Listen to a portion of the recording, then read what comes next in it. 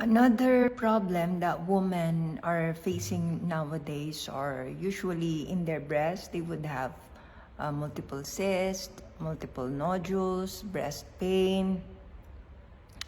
And I want to tackle about GMO, genetically modified, because some of the genetically modified foods that we are eating can actually cause problems in the breast.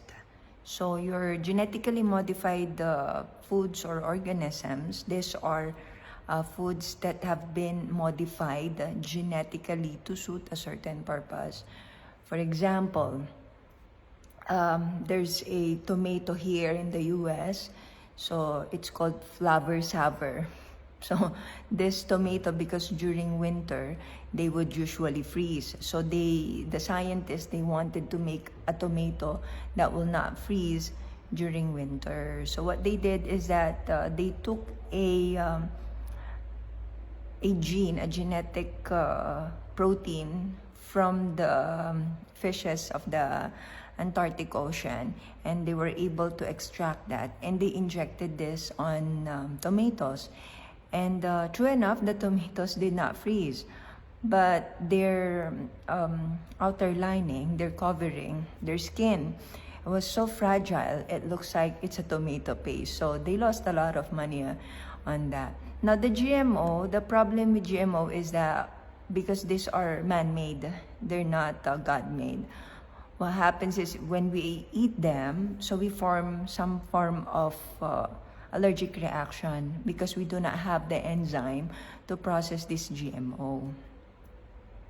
And there are a lot of studies out there that prove that GMO can cause tons of problems. So there was this scientist who did an experiment, and they were feeding this rats with GMO. And then eventually they formed a lot of tumors, breast tumors, ovarian tumors, kidney tumor, and they call it Frankenrat because the rat just had a lot of tumors in the body.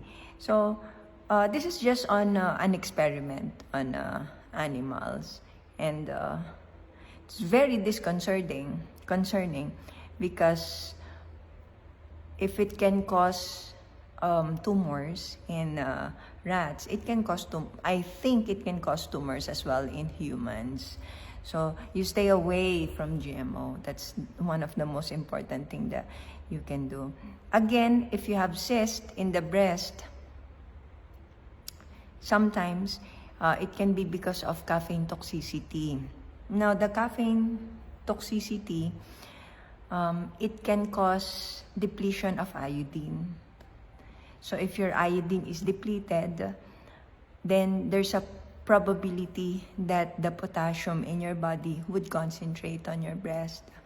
And tons of potassium in the breast would lead to the formation of cyst. So try not to drink a lot of coffee for all those women who are complaining of breast tenderness or breast cyst. So, and then you have to eat a lot of seaweeds. That's the most important thing that you can do. So if you have breast cancer, okay, breast cancer, that's different. Usually, the symptoms of breast cancer would be you have dimpling of your nipples, peau de orang, we call the skin around the breast. So it looks like an orange pit. So if you look at the skin of an orange, it has those small pits. So that would usually be manifested with the patient to have breast cancer. Another would be bleeding. So they can be bleeding, non-healing wound. And then there's a retraction of the nipple, like what I said. There's gonna be a retraction of the nipple. And sometimes the entire breast would just be attached to the chest wall. So sometimes the affected breast would just shrink. You think that they become asymmetrical. So they would shrink, they would attach themselves. It's because of the ligaments. So the cancer is trying to push the ligaments. And that's why you would have breast that are asymmetrical. So what are you gonna do? The best thing that you can do is that, again, stay away from sweet foods and GMO. So stay away from GMO, sweet foods, and stay away from foods that are easily processed to sugar, such as rice, white pasta, white bread, so white cake. But if the cake is brown, don't eat it as well.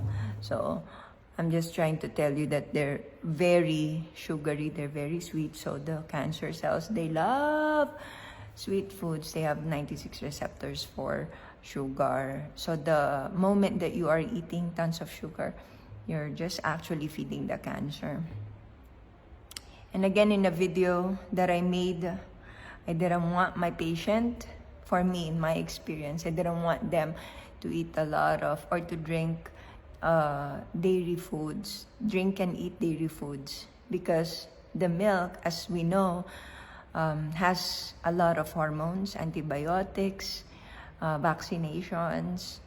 So all of these harmful substances, if we drink them, we eat them, we consume them, so we are able to transfer them also inside our body. And excess hormones in the blood, especially if you have a tumor in the breast or in the reproductive organs, so this would aggravate your illnesses. So it's better not to drink or consume dairy products. The best thing that you can do for breast cancer, you can do, of course, Boston C, 1 teaspoon 3 times a day. Megadose vitamin C, 1 tablespoon once a day. Pixie dust, 1 teaspoon once a day. Now, if you're new to Boston C, Pixie dust, and Megadose vitamin C, you try to drink it at smaller amount first. And then when you get comfortable, then you can increase it. Now, the problem with Boston C, Megadose vitamin C, and Pixie dust is you will have diarrhea. So be careful with that as well. But that's perfectly normal. It's just your body getting rid of toxins. So don't be alarmed by it. Guyabano leaves, garlic, ginger, they're very good. And parsley, asparagus. So these plants, they have tons of healing properties. So they can help you heal your breast mass. So I hope that this video is able to help you, and that if you have any questions, please private message me as well. Bye-bye!